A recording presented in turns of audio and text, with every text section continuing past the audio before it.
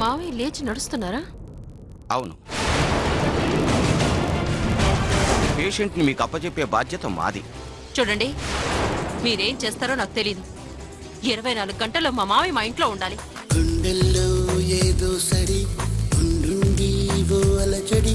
ముహూర్తం ఏమన్నా కావాలా? రా కుటో.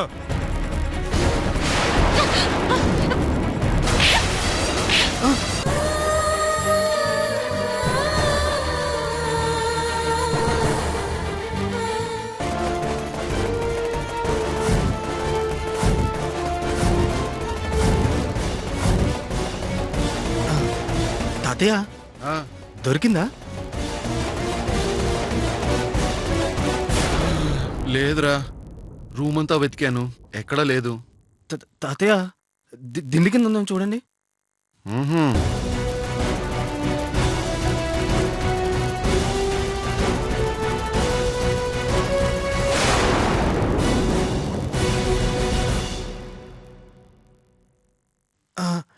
ఈ పర్స్ నాదే తాతయ్య.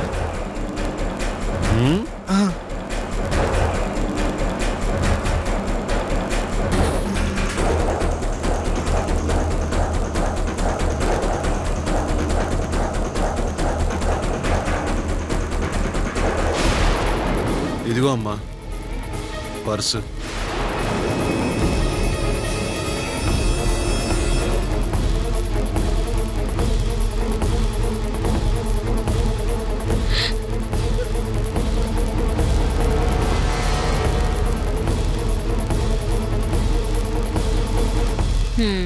ఏంటే ఇది? అత్తయ్య, నాకేం తెలీదు అత్తయ్య. ఆ పర్స్ నేను తీయలేదు అత్తయ్య. నువ్వు తీయకపోతే ఈ పర్స్ నీ గదిలోకి ఎలా వచ్చింది? అత్తయ్య, అదే అర్థం కావట్లేదు అత్తయ్య.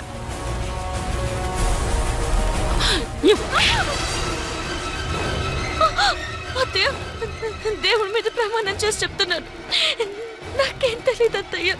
అమ్మా సింధూరా, ఈరోజు పర్సు దొంగతనం చేసింది, రేపు ఇంకేం తీస్తుందో. ఇలాగే వదిలేస్తే కొంప కొల్లేరైపోతుంది.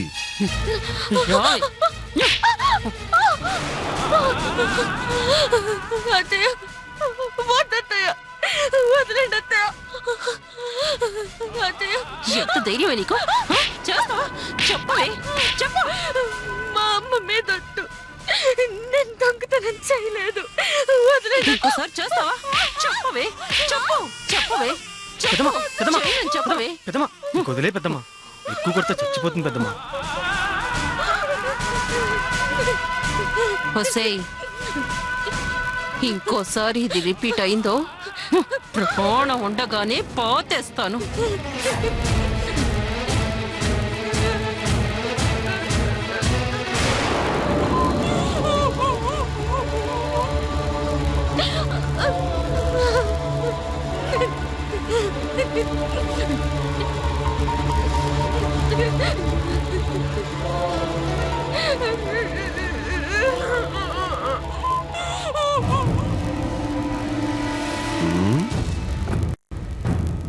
చాలా బాబు, సాటిస్ఫాక్షనేనా? థ్యాంక్ యూ తాతయ్య. వెళ్ళింకా.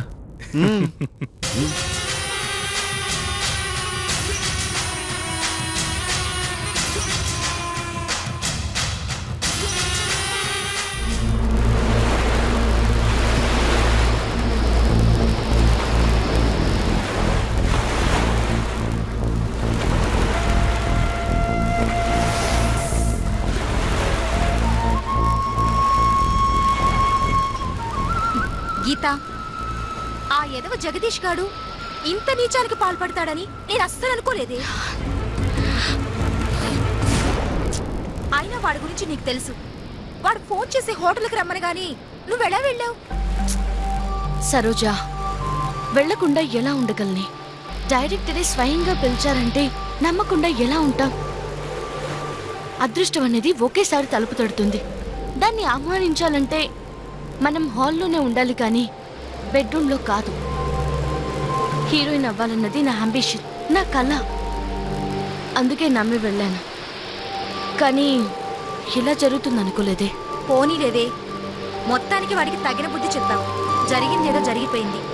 ఇక నుంచైనా జాగ్రత్తగా ఉండటం మంచిది. సరోజా, ఇక నుంచి వాడి కంపెనీలో నేను నాటకం వేయనే, వాడి మొహం కూడా చూడను. అదేంటే గీత అలా అంటావు? ఉన్న ఫలంగా మానేస్తే ఎలా? మా నాన్న కూడా ఇదంతా ఇష్టం లేదే. తనని బాధ పెట్టి నేను సాధించేదేముంది? అందుకే మా నాన్న చెప్పినట్టు వింటూ తనకి సాయంగా ఉందామనుకుంటున్నాను. అది కాదే, నువ్వు అనుకున్నది నెరవేరాలంటే ఇలా డ్రామాలు ఇస్తేనే ఎవరో ఒకరి దృష్టిలో నువ్వు పడతావే. ఏదో ఒక దారి దొరుకుతుంది. అంతేకాని ఇలా డ్రామాలు మానేస్తే ఎవరు గుర్తిస్తారు చెప్పు? నేను అలాగే అనుకున్నానే.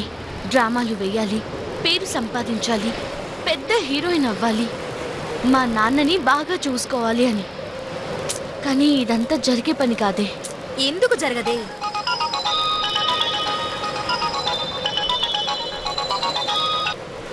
హలో. హలో, ఎవరు? గీతేనా? అవునండి, గీతనే. మీరెవరు? అమ్మా గీత, నేనమ్మా డైరెక్టర్ సివి రెడ్డిని.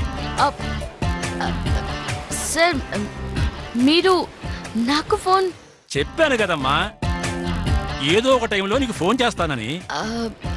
సార్, నేను తీయబోయే సినిమాలో నిన్ను హీరోయిన్ గా పెట్టుకోవడానికి ప్రొడ్యూసర్ గారు ఒప్పుకున్నారు.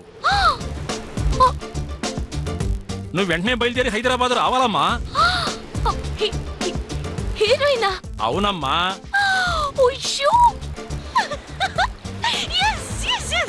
గీత, సార్, మీరు చెప్పేది నిజమేనా? నేను చెప్పేది నిజం. నువ్వే హీరోయిన్వి. ఇమిడియట్లీ నీ మీద ఫోటో సెషన్ స్టార్ట్ చేయాలి. వస్తున్నావుగా? Thank you sir, thank you very much sir. వెంటనే బయలుదేరి వస్తున్నాను. గీత, అరే ఏమైంది? సరోజా, ఆ డైరెక్టర్ అనే సినిమాలో నన్ను హీరోయిన్ గా సెలెక్ట్ చేసుకున్నారట. నన్ను వెంటనే హైదరాబాద్ రమ్మంటున్నారు. ఆయన స్వయంగా ఫోన్ చేశారు. అవునా? ఎంత శుభవార్త చెప్పావు Geetha. Congrats. Thank you so much.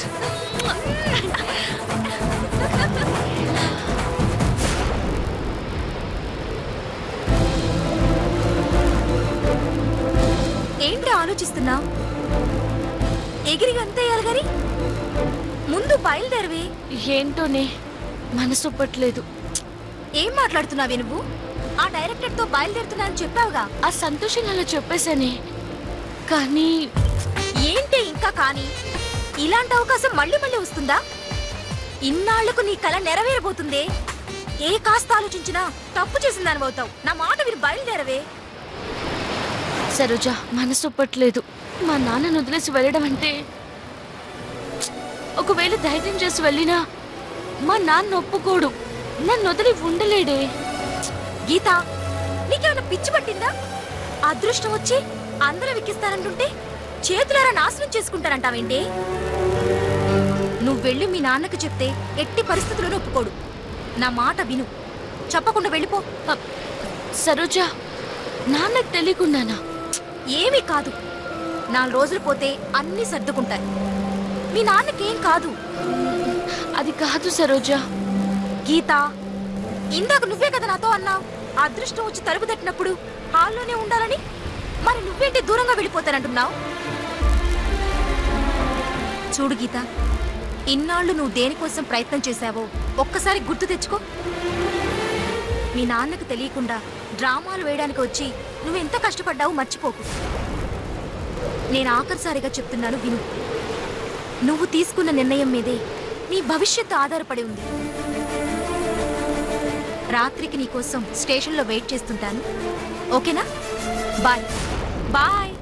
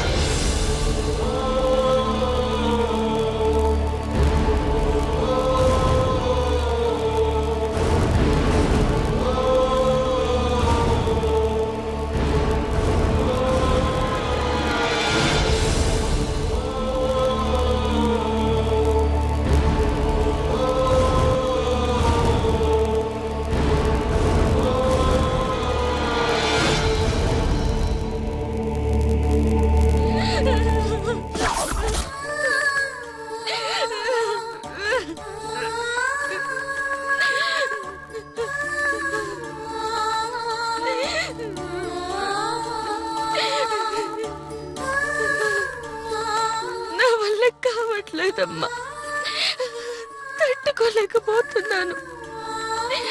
ఎన్నాళ్ళు తిడితే పడదామనుకున్నాను, కొడితే భరిద్దామనుకున్నాను, కానీ బతుకుదామనుకున్నాను.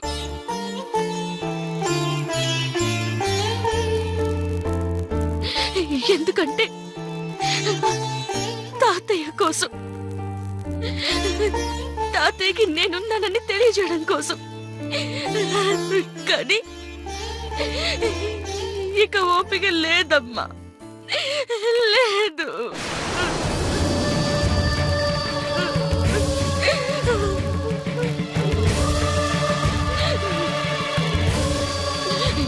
ఇంట్లో నన్ను ఒక ఆడపిల్లగా కాదు కదా, కనీసం మనిషిగానైనా చూడట్లేదు. నా నీడ చీతరింపుగా మారింది. మాట ఏవగింపయింది. ఒక మనిషి మీద మరో మనిషికి అసూయ ఉంటుందని తెలుసు, కానీ ఎంత అసూయ ఉంటుందని తెలీదమ్మా. ఎందుకమ్మా నాకే జన్మనిచ్చా?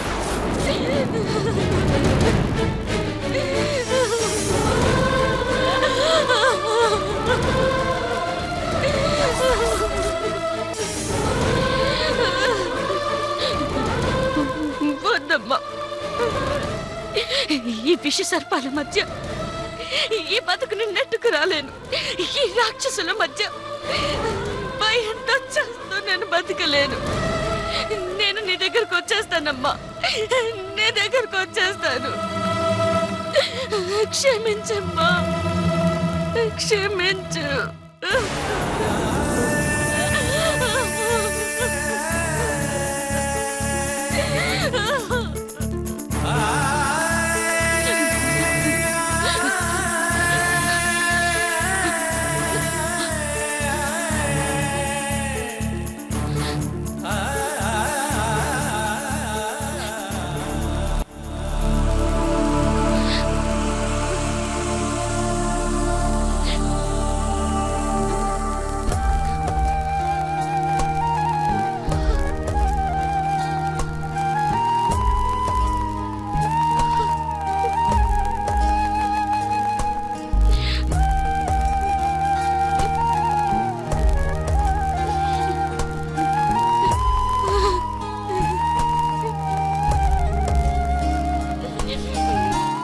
రామయ్య, ఎన్నాళ్ళు నేను ఏడిస్తే ఏడ్చా, నన్ను నవ్వించాలని తాపత్రయపడ్డా, బిడ్డ కన్నా ఎక్కువగా చూసుకున్నా. కానీ ఈరోజు నీకు చెప్పకుండా వెళ్ళిపోతున్నాను. ఈ లోకాన్ని విడిచి శాశ్వతంగా వెళ్ళిపోతున్నాను. నన్ను క్షమించు రామయ్య, నన్ను క్షమించు. ఇక రేపటి నుంచి నా వల్ల దెబ్బలు తినే అవసరం నీకుండదు. నా కోసం ఏడ్చే అవసరమూ నీకుండదు. జాగ్రత్త, జాగ్రత్త రామయ్య.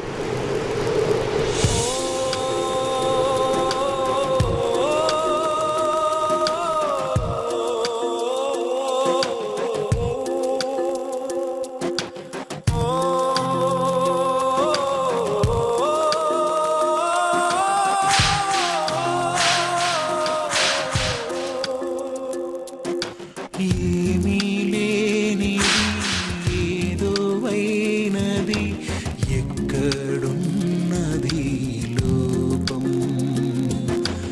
నది మీద సాగే పడవకు గాలివాలు సాయమే, సుడిగాలై ముంచేస్తుంటే ఏమున్నది? తెర వెనుక విధి ఆడించే నాటకమే జీవితం. ఏ తీరం చేరుతుందో ఏమోనో చెప్పేదెవరు?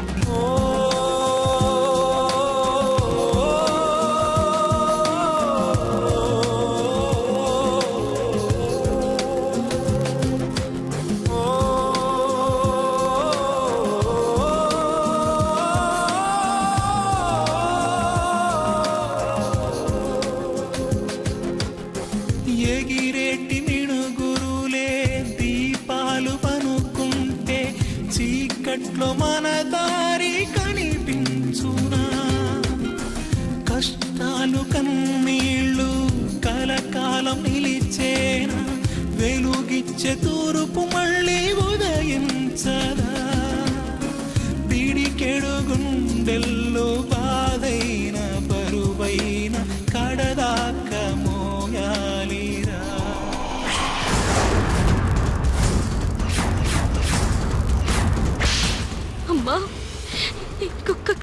కూడా ఈ భూమి మీద ఉండాలని లేదమ్మా. నా గుండె కొట్టుకున్న కొద్దీ నా పుట్టుక మీద నాకే అసహ్యం పడుతుంది. లేదు, నేను బతకూడదు. వచ్చేస్తున్నానమ్మా, నీ దగ్గరికి వచ్చేస్తున్నాను.